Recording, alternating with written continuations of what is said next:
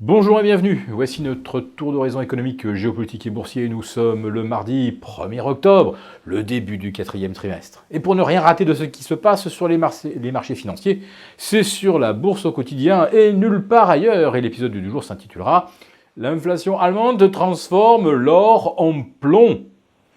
Oui, ça a été la douche froide hier avec les chiffres de l'inflation mensuelle du mois de septembre. Alors en données brutes, coup de frein sérieux quand même, on passe de 1,4 en rythme manuel à 1,2. On s'éloigne bien sûr de l'objectif de la BCE.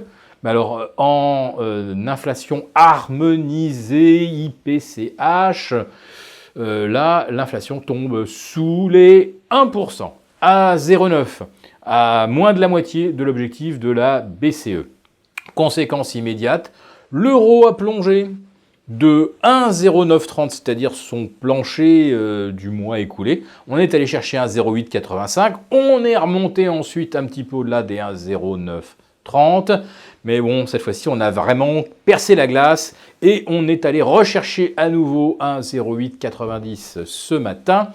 L'euro étant une nouvelle fois plombé par la publication des PMI définitifs, PMI global et PMI manufacturier, ce qui est le plus regardé en fait pour mesurer la réalité de l'activité économique. Et on a un ralentissement de pratiquement 1,5 au niveau du PMI global en Europe et on a carrément moins 2 points en Allemagne sur le PMI manufacturier.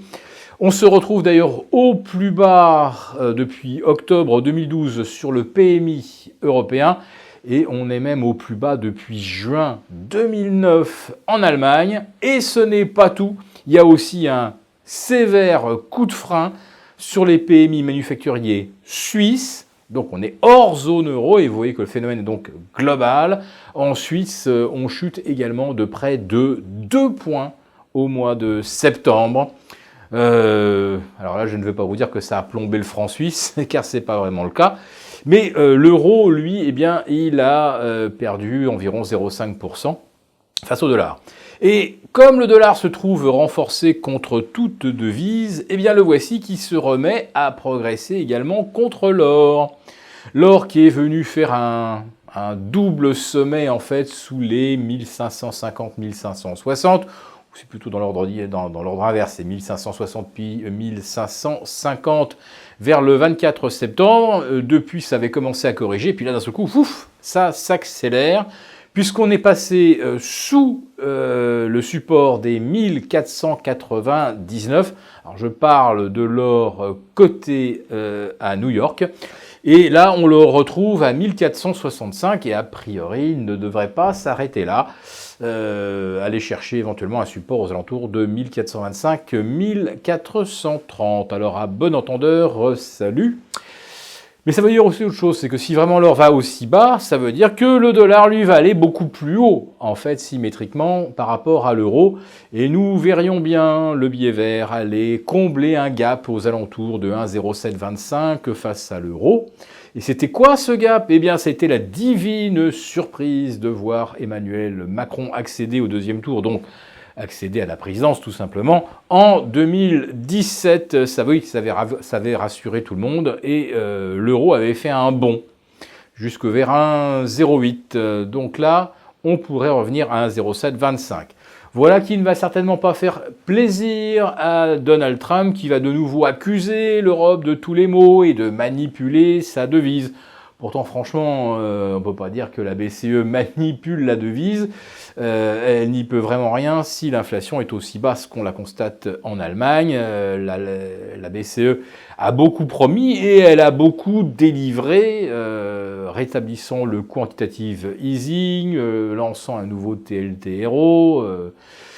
Donc, manifestement, la BCE cherche à soutenir la croissance, mais n'y parvient pas. Et c'est bien cette absence de croissance qui entraîne l'euro par le fond et pas du tout une basse manœuvre visant à justement affaiblir notre devise. Alors Donald Trump ne va rien faire contre la Chine, au moins pendant une semaine, c'est la Golden Week. Il va donc peut-être s'intéresser de nouveau au cas de l'automobile allemande, enfin des excédents allemands, et puis également aux exportations de vins français, de produits de luxe, et bien sûr il y a le dossier Airbus. Et oui, les Américains remettent ça avec les fameuses subventions illicites dont aurait bénéficié Airbus, alors que Boeing est arrosé nos limites par le Pentagone pour développer de nouvelles armes, des drones, des missiles. Et bien entendu, comme c'est complètement étanche chez Boeing, en aucun cas les bureaux d'études qui fabriquent des missiles ne bénéficieraient de sommes pour développer de nouveaux appareils civils. Ben non, bien entendu.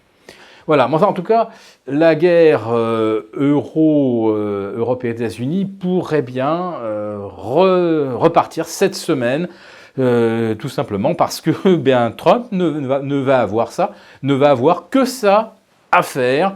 Mais même si ça se tend entre l'Europe et les États-Unis, c'est pas ça qui fera remonter l'or dans un premier temps.